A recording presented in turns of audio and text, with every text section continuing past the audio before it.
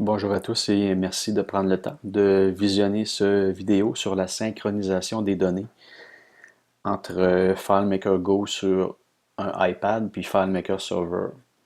Donc ici, ce qu'on voit à l'écran, c'est une base de données qui est sur un FileMaker serveur qui contient 3 établissements.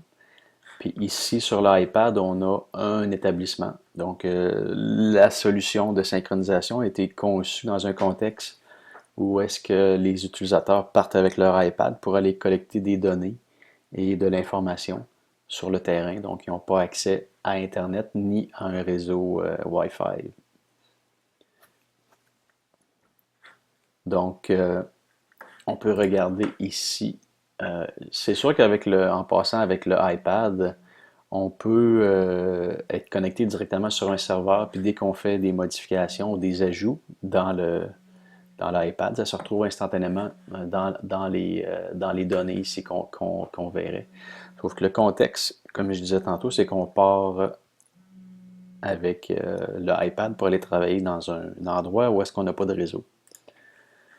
Donc si on regarde les informations, du côté desktop, on a cette information-ci. Du côté iPad, on a la même information ici. Puis on a le même nombre de rapports de conditions. Donc les 3 qui sont ici se retrouvent ici. Donc on va y aller tout de suite sur le iPad. On va générer un nouveau rapport de conditions. Le rapport de conditions consiste essentiellement à prendre des photos puis à inscrire des commentaires sur la condition de certaines choses qui sont prédéfinies dans le système, dans une section préférences. Donc ça, on a pris une photo. Ça ici, on va répondre rapidement à juste quelques questions. On va dire que ça, c'est dans un état poor. Ça aussi, asphalte, on peut dire que c'est average. Concrete. On va dire que c'est good, puis on va prendre une photo, puis on va arrêter ça là. Donc on prend une photo ici.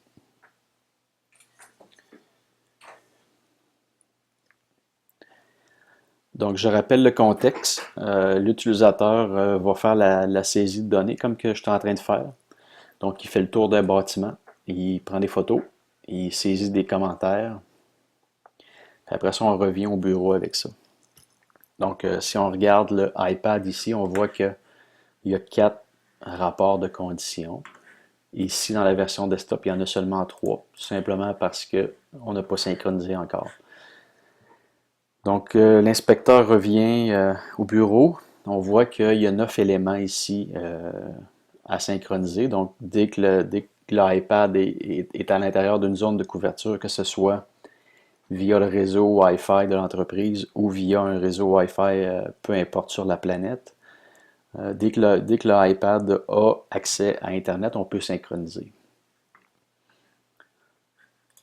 Donc, si on revient ici, le bouton qui est ici, ça sert à envoyer les données vers FileMaker Server. Donc en appuyant là-dessus, on appuie là-dessus. Si on revient sur la version desktop, donc ici on voit que le rapport vient d'apparaître ici. Puis sur l'iPad, la mention qu'il y a des éléments à synchroniser vient de s'effacer. Donc si on va ici dans l'établissement, on voit que le rapport qui est ici est complètement synchronisé, donc il est rendu ici sur mon serveur, donc je peux l'accéder, puis faire toute la gestion que je veux au niveau de ce rapport-là. Donc on voit que la photo que j'ai prise est ici. J'en avais pris une autre, je crois, pour cette section-là. Donc la photo est ici, donc je pourrais cliquer dessus à la limite, venir écrire un commentaire pour éventuellement générer un rapport. Donc ça, c'est le premier type de synchronisation que j'appelle synchronisation vers FileMaker Server. L'autre synchronisation se fait à l'inverse. Donc on voit que ici, je vais juste redimensionner ça pour que ça rentre dans mon écran de présentation. Donc ici sur le iPad, on a un seul établissement. Ici, on en a trois. Si on voudrait, l'inspecteur, disons, est à Phoenix, puis l'entreprise est à Montréal, disons. Donc, l'inspecteur de Phoenix appelle une ressource dans l'entreprise, puis il dit, bon, moi j'aimerais ça avoir l'entreprise numéro 3 dans mon iPad parce que je m'apprête à faire un rapport d'inspection, puis j'ai pas l'établissement dans mon iPad. Donc, c'est l'établissement qui est ici. Donc, tout ce qu'on a à faire, donc la personne qui est à Montréal accède à la section synchronisation ici, via le menu déroulant. On clique là-dessus. Puis ici, on pourrait avoir une quantité, on pourrait avoir 800, 900 ou 1000 clients, peu importe. J'ai mis une section ici pour rapidement venir trouver, faire un filtre. Donc si je marquerais, disons, INEFCO, ben, il vient me filtrer, le système vient me filtrer tous les établissements qui contiennent IN. Et là, on va y aller avec la 3. Donc on clique sur cet établissement-là parce qu'on veut l'envoyer sur le iPad qui est à Phoenix, qui est bien sûr connecté sur Internet. Donc le système local sur le desktop me génère un code de synchronisation. Donc la personne qui est à Phoenix, je lui transmets le code de synchronisation qui vient rentrer ici. Donc on vient écrire 49 162 et on appuie tout simplement sur le bouton ici après avoir inscrit le code de synchronisation.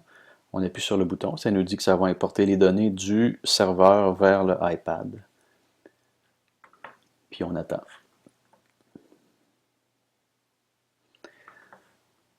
Donc si je retourne dans ma liste, je vois que l'entreprise numéro 3 est rendue ici. Donc je peux fermer le gars qui est à Montréal, qui a transmis l'information, peut fermer sa fenêtre. Et c'est complété. Donc l'établissement numéro 3 est rendu sur l'iPad, incluant la photo. La photo qui était ici. La photo se retrouve là. Donc ça, c'est ce que j'appelle une synchronisation dans les deux sens. Donc on synchronise le iPad vers FileMaker Server, puis on synchronise les données qu'on veut de FileMaker Server vers le iPad. Tout ça sans plugin. Donc si vous êtes intéressé de voir le principe, n'hésitez pas à me contacter. Merci, bye bye.